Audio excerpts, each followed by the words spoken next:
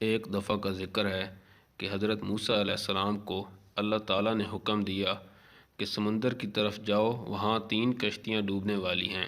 حضرت موسیٰ علیہ السلام فوری حکم الہی کی تعمیل کرتے ہوئے سمندر کی جانب چل دیے۔ ساحل پرسکون تھا۔ بہت دور سے ایک کشتی آتے دکھائی دی جو آہستہ آہستہ ان کی طرف بڑھ رہی تھی۔ ابھی وہ کنارے سے کچھ ہی فاصلے پر تھی کہ حضرت موسیٰ علیہ السلام نے آواز دی کہ اے کشتی والو، اللہ کا حکم آنے والا ہے، ہوشیار رہنا۔ انہوں نے جواب دیا، آپ جانتے ہیں اللہ کے حکم کو کوئی ٹال نہیں سکتا، ہم تو اس کے بندے ہیں جو حکم الہی کے پابند ہیں۔ کشتی والے ابھی یہ بات کہہ ہی رہے تھے کہ اچانک ایک موج اٹھی اور کشتی ڈوبنے لگی۔ سوار اپنے آپ کو بچانے کی کوشش کرنے لگے۔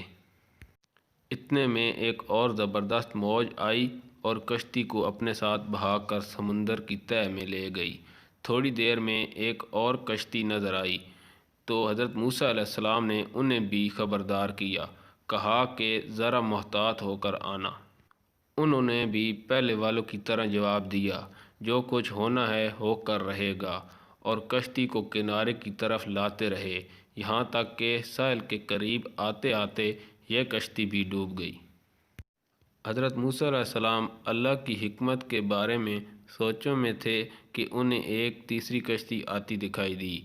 آپ نے حسب سابق اس کشتی والوں کو بھی نصیحت کی کہ دیکھو، اللہ کا حکم آنے والا ہے، اپنے گناہوں کی معافی مانگتے ہوئے ذرا محتاط ہو کر آؤ۔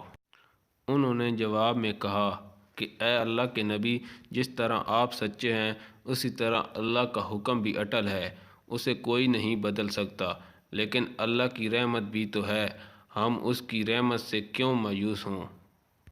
لہٰذا ہم اللہ کی رحمت پر بھروسہ کر کے آ رہے ہیں، اور وہ اپنی رحمت کے صدقے میں ہمیں ضرور امن و سلامتی کے ساتھ کنارے پر پہنچا دے گا۔ کشتی والوں کا یہ جواب سن کر حضرت موسیٰ علیہ السلام خاموش ہو گئے۔ جب کشتی بحفاظت کنارے آ لگی تو اللہ کے پیغمبر سوچنے لگے کہ اللہ نے 3 کشتیاں ڈوبنے کا فرمایا تھا، 2 تو ڈوب گئیں، لیکن تیسری سلامتی کے ساتھ کنارے آ لگی، کیسے بچ گئی؟ ارشاد باری تعالیٰ ہوا، اے موسیٰ، آپ نے سنا نہیں کہ تیسری کشتی والوں نے کیا کہا؟ انہوں نے میرے حکم کو تسلیم کیا تھا اور میری رحمت کو آواز دی تھی اور اس پر پورا توکل اور بھروسہ بھی کیا تھا، تو اس لیے یہ کشتی میری رحمت کے طفیل بچ گئی، کیونکہ جو میری رحمت کے دروازے پر آ کر صدا دیتا ہے، میں اس سے نا امید نہیں کرتا۔